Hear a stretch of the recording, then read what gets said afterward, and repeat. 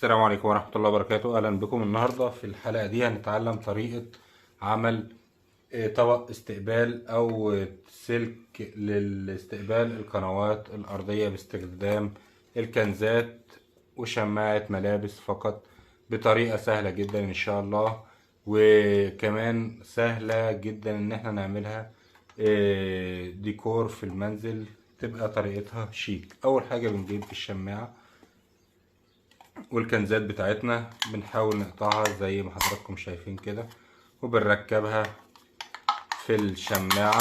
هوريكم ازاي ركبناها اهو بالشكل ده. بعد ما بنركبها بنلف عليها لزق عشان نجمدها بحيث انها ما تفكش تاني وتبقى جامدة.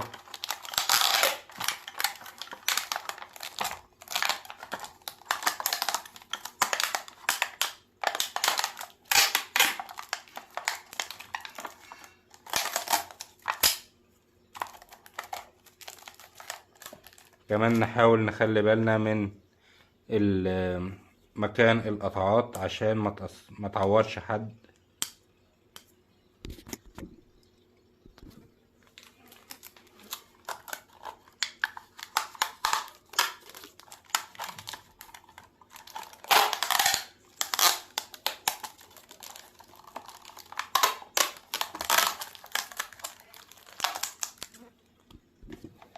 خلصنا معانا الكنزات وركبناها بالطريقة دي.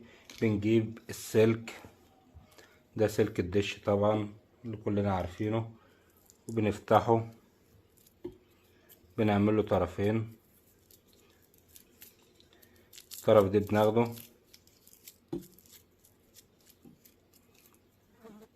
والطرف التاني هو كمان بيتاخد في جنب لوحده. هنجيب الطرفين اهم، مع كل طرف بنجيب سلك الكهرباء العادي وبنربطه فيه.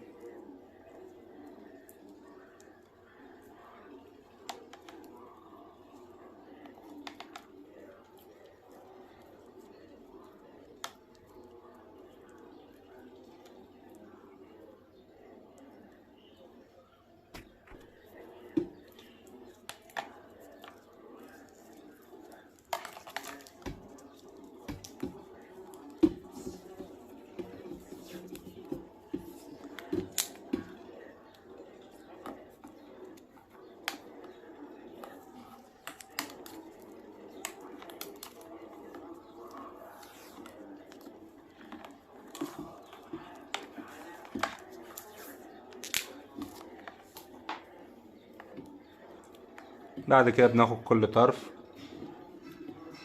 وبنوصله بالكنزات، وده بقى الشكل النهائي للسلك لطبق الدش بتاعنا. ممكن نركبه في اي مكان كديكور، ممكن نحطه فوق الشاشة بتاعتنا، هيبقى شكله برضو جميل.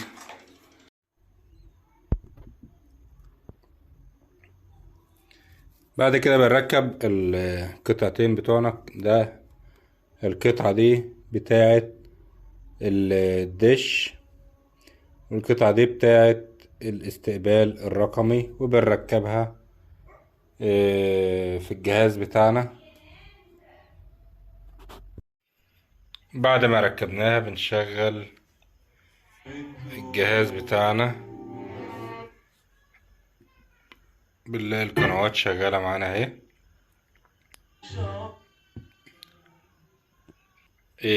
حتى ممكن كمان نعمل سيرش برضو لو عايزين ننزل قنوات اكتر، ان ما كانش في قنوات محفوظة كتير.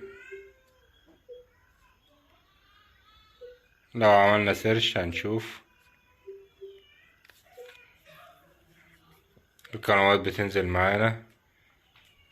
لو الزيرو ده اتغير يبقى معناه ان الجهاز شغال معانا كويس، ما شاء الله شكله جميل.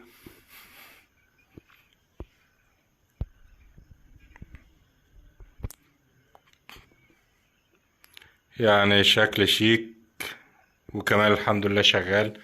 عمل معانا 17 قناة اهو. نستنى للاخر وهنشوف معانا ايه اللي حصل. بعد ما خلص معانا البحث ندوس اغلاق. قنوات معانا اهي، هنشوف الشانل ليست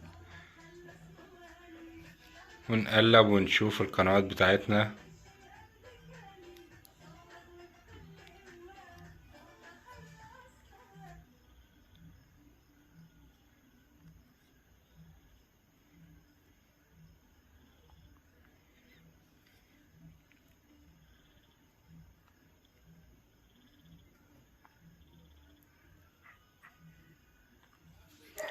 الماتش اهو شغال ما شاء الله.